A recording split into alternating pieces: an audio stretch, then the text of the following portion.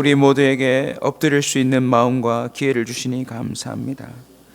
하나님, 또한 엎드릴 수 있는 주님이 계셔서 참 다행스럽습니다.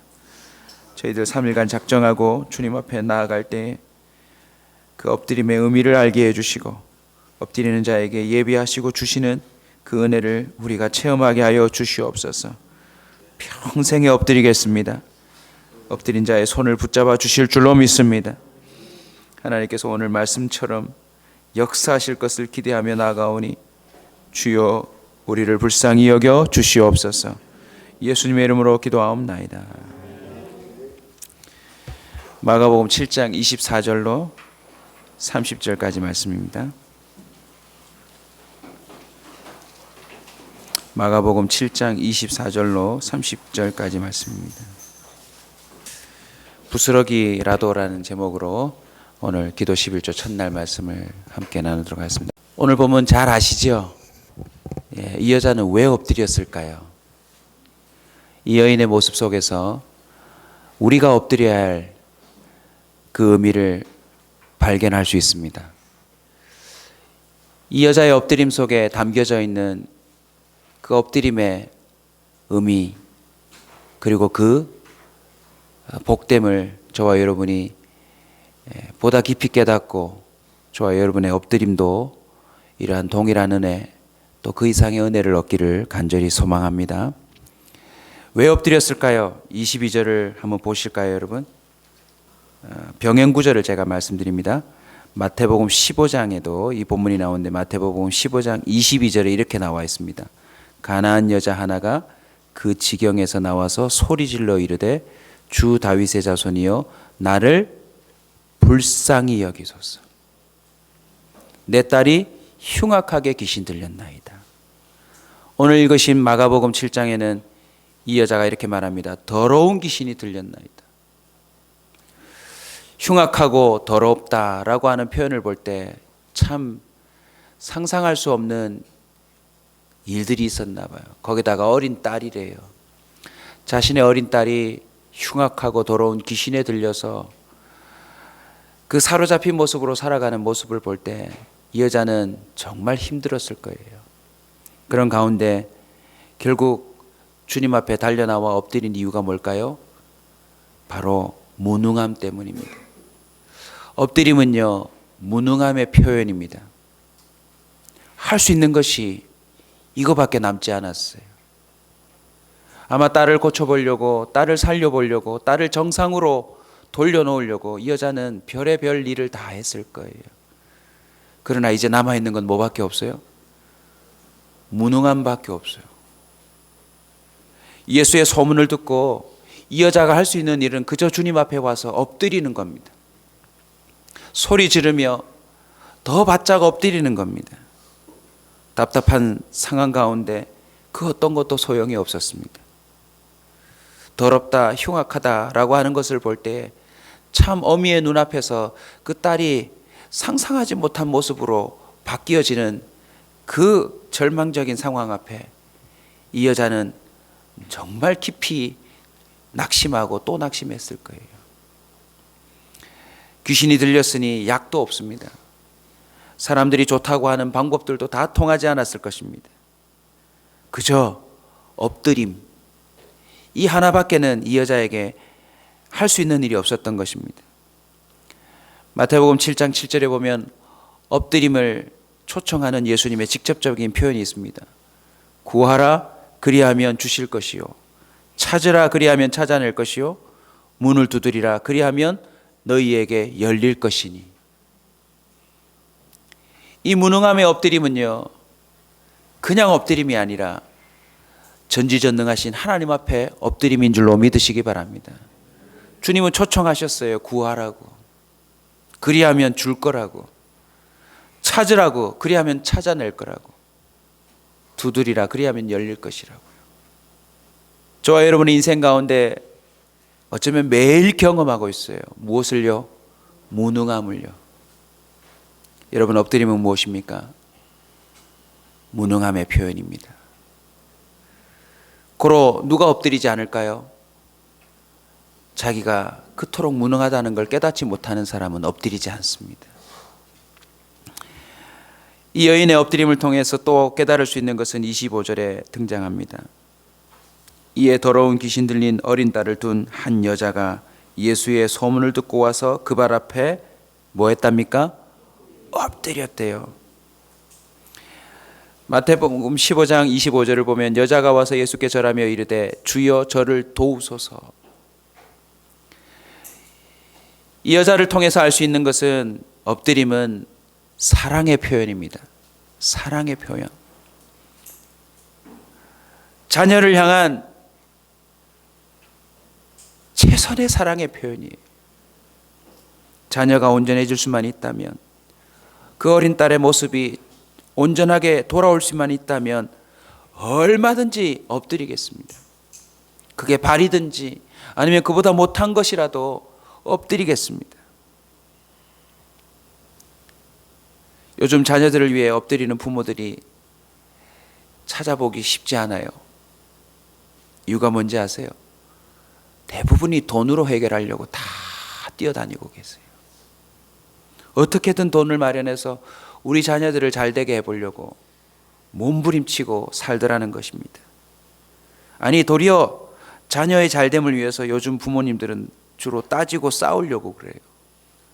엎드리기보다는 멱살을 잡아서라도 우리 자녀 잘되게 하라고.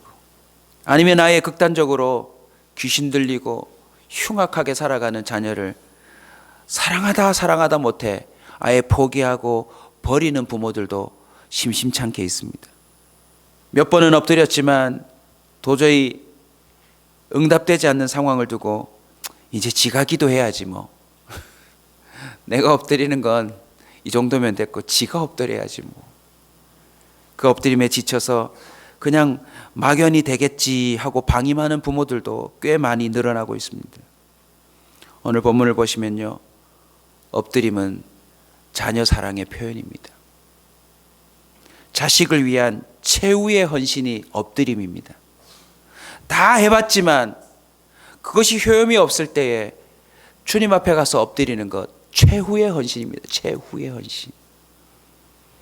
하지만 오늘 결과를 보십시오.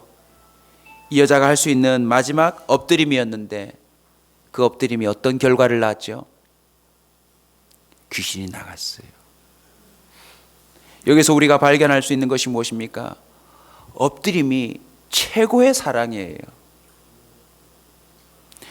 내가 엎드리지 않고 뛰어다니면서 자녀를 위해서 일하는 것보다 전지전능하신 하나님 앞에 엎드려서 그 하나님이 일하시도록 하는 것이 최고의 사랑의 표현이라는 것입니다. 백부장의 엎드림은 하인을 향한 지고한 사랑이었어요. 여러분, 로마의 백부장 장교 정도면 하인이 죽거나 말거나 에이 비실비실거리는 거 저거 갈아치워라, 명령만 내려도 되는 절대 권력의 시대 아닙니까? 그런데 뭐가 아쉽다고 십자가에 못 박아야 될 예수 앞에 그 로마 장교가 나와서 이렇게 말합니다. 누가복음 7장 7절입니다. 그러므로 내가 주께 나아가기도 감당하지 못할 줄을 알았나이다. 말씀만 하사 내 하인을 낫게 하소서. 바짝 엎드려요. 그의 권력, 그의 힘, 그의 그 높음을 그 주님 앞에 바짝 엎드릴 때에 하인이 낫더라고요. 회당장의 엎드림은 죽어가는 딸을 위한 사랑입니다. 유대인들은 결코 예수님 앞에 엎드리면 안 돼요.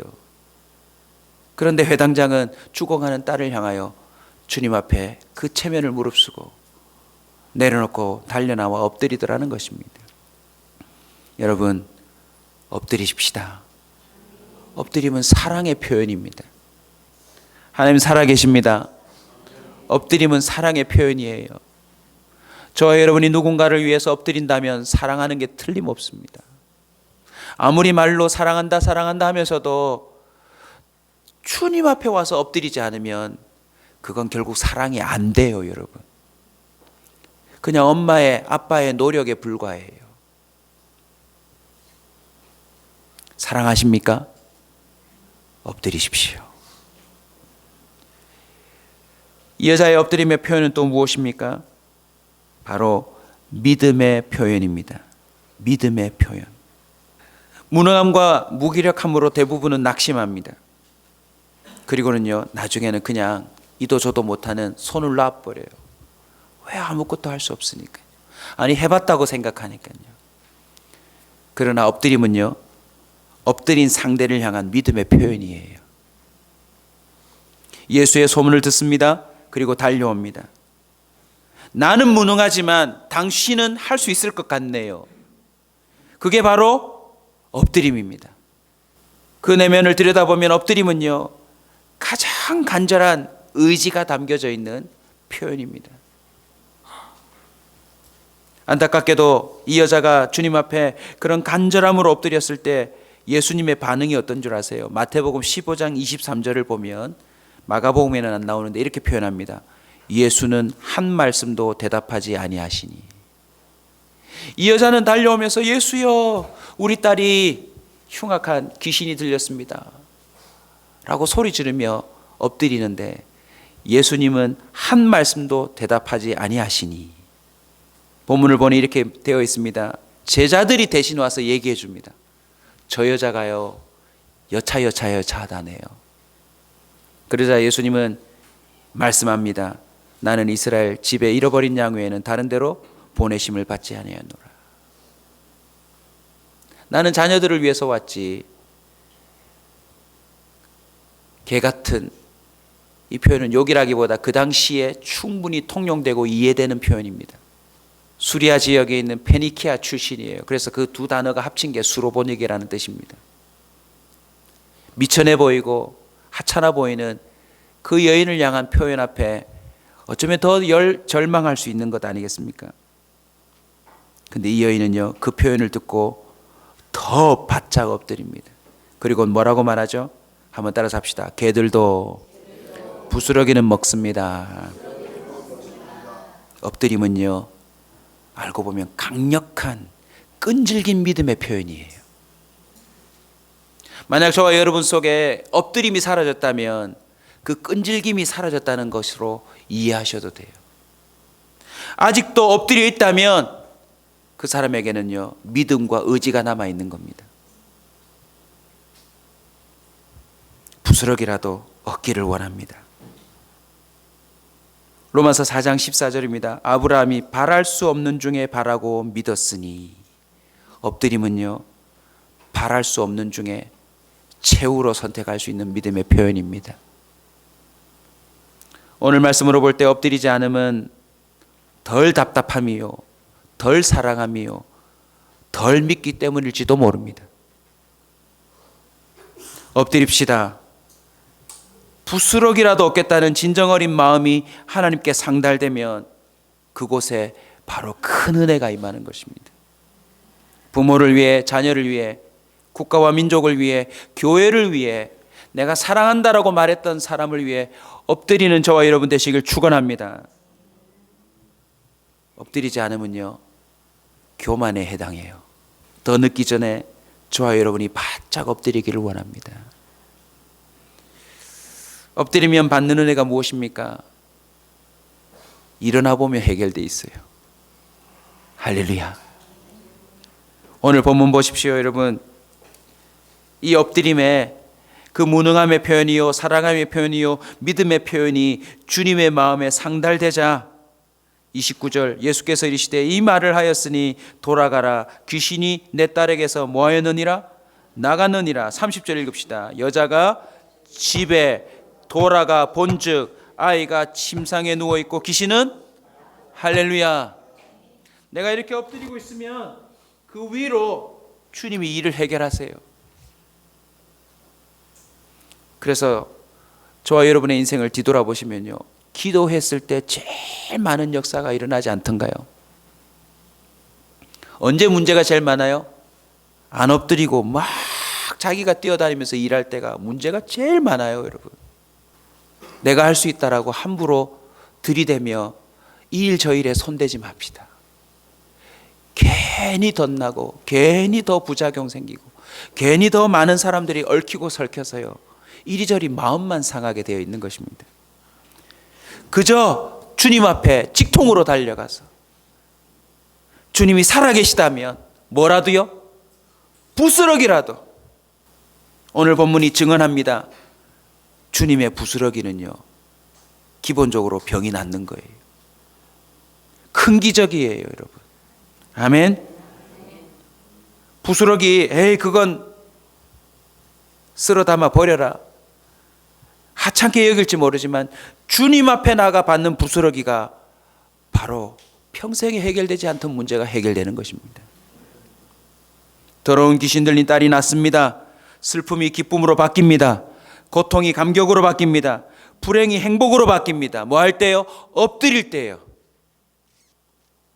마가복음 9장 23절 그 엎드림을 위한 그 초청을 주님은 더 강력하게 합니다. 예수께서 이르시되 할 수 있거든이 무슨 말이냐. 믿는 자에게는 능히 하지 못할 일이 없느니라. 이 말씀 또한 귀신 들려 자주 불에 넘어지는 자녀를 둔 그 부모가 와서 주님 앞에 매달릴 때 했던 말입니다. 엎드린 자의 대표자라 할 수 있는 바울이 우리에게 이렇게 더욱 엎드리기 위한 동기를 부여합니다. 빌립보서 4장 13절이에요. 내게 능력 주시는 자 안에서 내가 모든 것을 할 수 있느니라. 여러분, 엎드리면 모든 것을 할 수 있다라고 말하게 됩니다. 왜요? 주님이 일하시니까. 주님이 일하시니까. 바울의 표현을 좀 더 묵상해 보면 엎드림은 바로 능력 주시는 자 안으로 들어가는 것입니다. 오늘부터 우리 온사 식구들의 삶의 기본 자세가 엎드림이 되시길 주 이름으로 축원합니다. 어디를 가시든 무슨 일을 시작하시든 엎드림부터 승부를 내셔서 하나님이 앞서 일하시고 역사하시는 복된 인생이 되시길 주 이름으로 축원합니다.